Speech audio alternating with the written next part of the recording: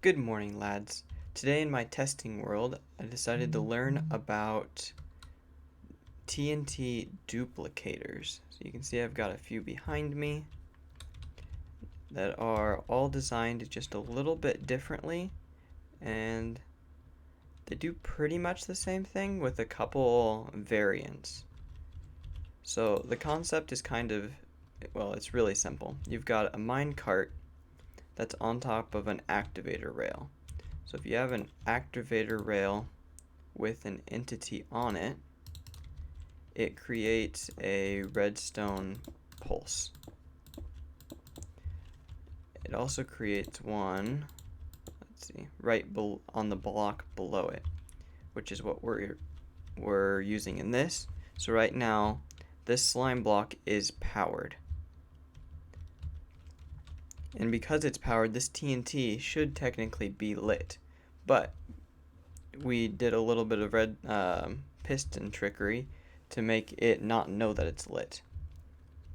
But now when you give it an update, it launches TNT forward, but the TNT is still there. Don't fully understand that part, but that's the way it happens. So, and it's not on a cooldown or anything. You can literally just spam it.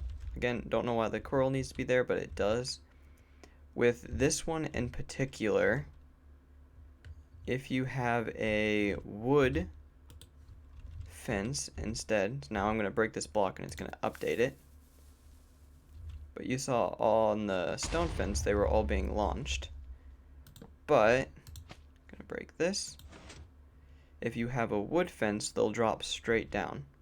And the reason I broke that is because if you were to place TNT right here, which is where it needs to be, it'll just light.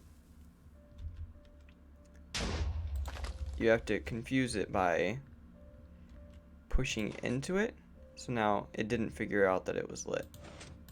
But now it'll drop straight down instead of being launched forward. So, really fun to play with these. Horrible spot for a wandering villager to spawn. Super sketchy. But that's that one and how it works.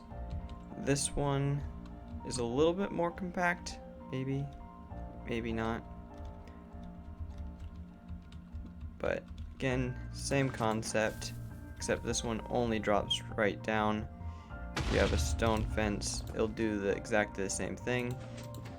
And the reason you need the fence there is because if you don't have the fence, the minecart will just fly off. I believe that's the only reason. I don't know if it has something to do with the TNT duping itself. I don't know. I think it's just holding that in place. Although, I wonder if this is past push limit and see if we can find out. Yeah, nothing to do with the duping, just everything to do with keeping the minecart there. So there's that, and if you were to build this same thing but have the coral leaf on the other side, you'd get pretty much this, and then instead of when it's powered it creates the TNT, when it comes back it creates the TNT. Oops. Yeah, be careful when you spam these, things can happen, but on the withdraw.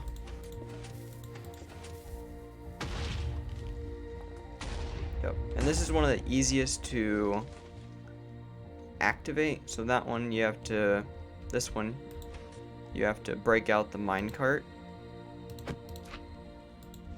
and reassemble it if something goes wrong, like so, to connect it. But this one you just need to replace the TNT, and you have to because if you place it right here it won't work.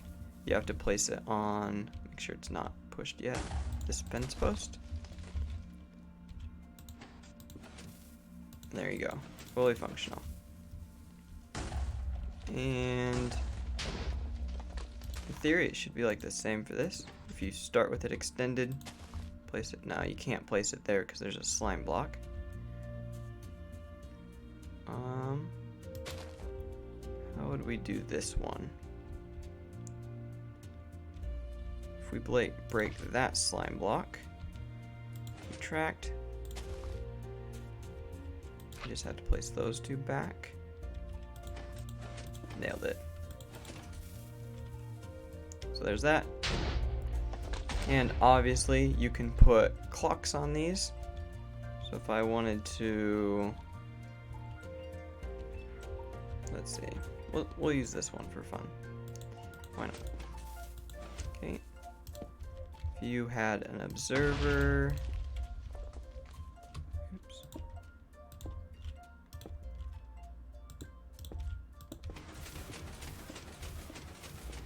You could just create an endless amount of TNT going down to bedrock quite quickly, and a large hole as well.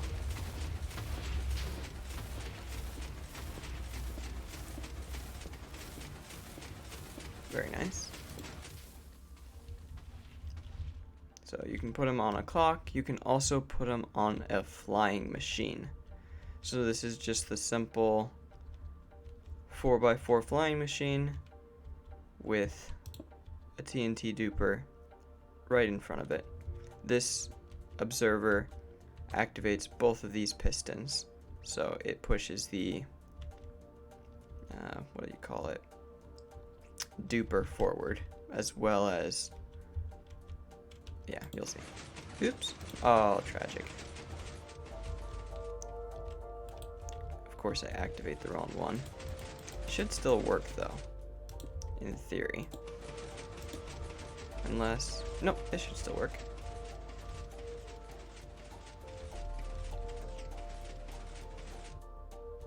Okay.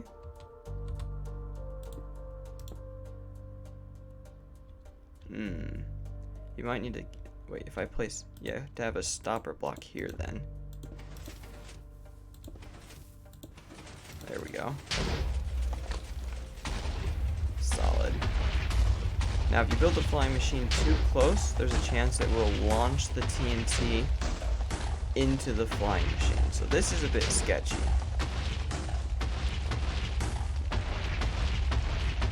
Ooh, like that one. Flew up and broke the machine. But this machine was dropping it straight down. You could also create one. Let's see. Let's get rid of that.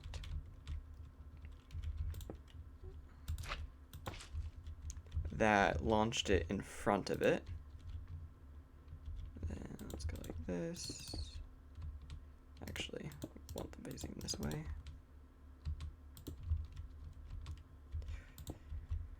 Alright, now I won't move those until I'm ready for the machine to launch.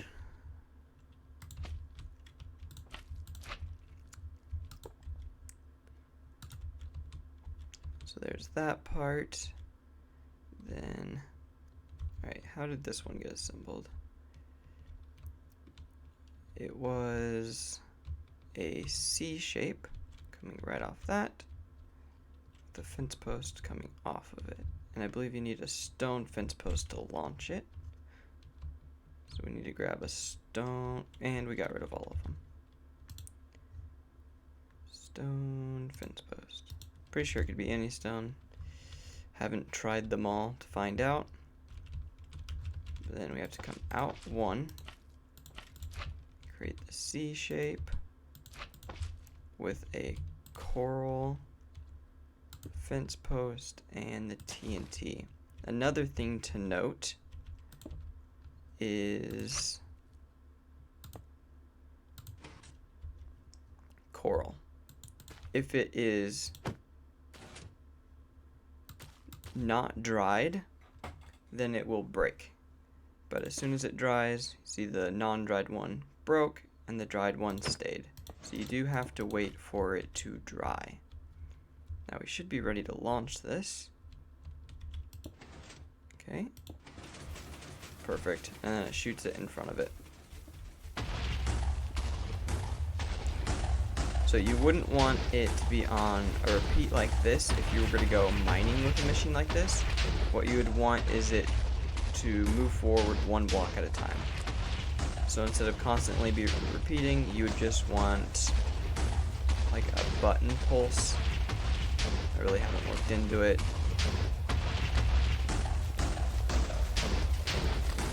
Oops. So there's a couple simple TNT duplicators with flying machines attached, and how to assemble them. Assembling them is a little tricky if you don't know the trick, but as soon as you know what you have to do, it's quite simple. Just make sure that the TNT isn't touching the powered block until it gets pushed into it. So, simple as that. Thank you guys for watching. Please like and subscribe. I hope you learned something. See ya.